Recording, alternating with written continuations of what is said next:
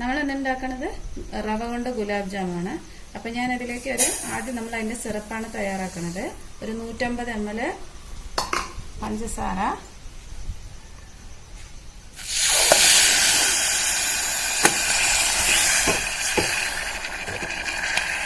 ഒരു 1/4 കപ്പ് വെള്ളം ഒഴിച്ചിട്ടുണ്ട്.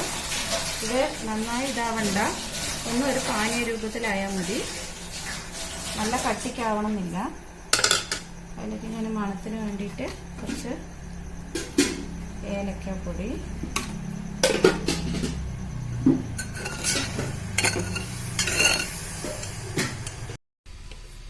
അപ്പം ഞാൻ റവ വറുക്കാനായിട്ട് ഒരു പാന് വെച്ചിട്ടുണ്ട്. അതിലേക്ക് കുറച്ച് നെയ്യ് വെച്ചിട്ടുണ്ട്, 2-3 ടീസ്പൂൺ നെയ്യ്.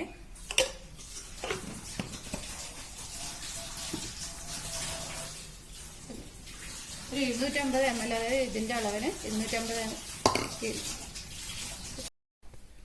അപ്പം ഞാനിത് ഈ അളവിൽ 1 കപ്പ് അളവിൽ റവ എടുത്തിട്ടുണ്ട്. ഇത് നമുക്കൊന്ന് നന്നായി വറുത്തെടുക്കണ്ട, അത് കുറച്ച് വറുത്തെടുക്കാം. കുറച്ച് നെയ്യ് ഒഴിച്ചിട്ടുണ്ടായിരുന്നു. ഇനി നമ്മളതൊന്ന് നന്നായി വറുത്തെടുക്കാം.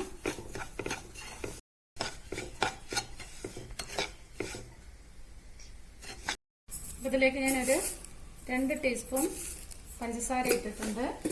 ഇനി ഇതൊന്ന് നന്നായി ഇളക്കുക. അതിനുശേഷം നമ്മൾ ഏത് അളവിലാണോ എടുത്തത് അതേ അളവിൽ തന്നെ നമ്മൾ പാൽ ഒഴിച്ച് കൊടുക്കുകയാണ് ഇതിലേക്ക്.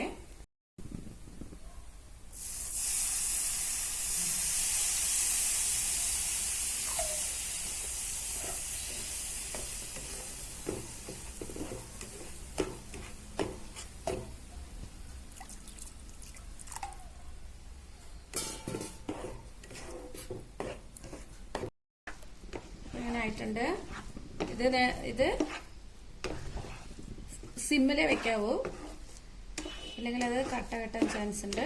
ഇനി ഇത് നമ്മൾ തീ ഓഫ് ചെയ്യാണ്. ഇത് ചൂടാറിയ ശേഷം നമ്മൾ ബോളാക്കി വെക്കാം.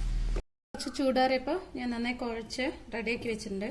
ഇനി അടുത്ത് ഞാൻ കയ്യിലേക്ക് 2 നല്ലോണം നെയ്യ് തടവിയിട്ടുണ്ട്. ഇനി ചെറിയ ചെറിയ ബോൾസ് ആക്കി എടുക്കുക.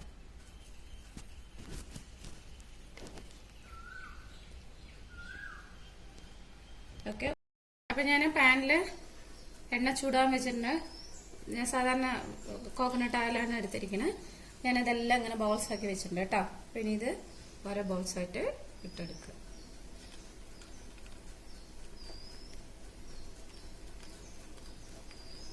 ഇത് എണ്ണയിലേക്ക് പൊരിക്കാൻ ഇട്ടിട്ടുണ്ട്. ഒന്ന് ആദ്യം ഹൈയിൽ വെക്കുക, പിന്നെ സിമ്മാക്കുക.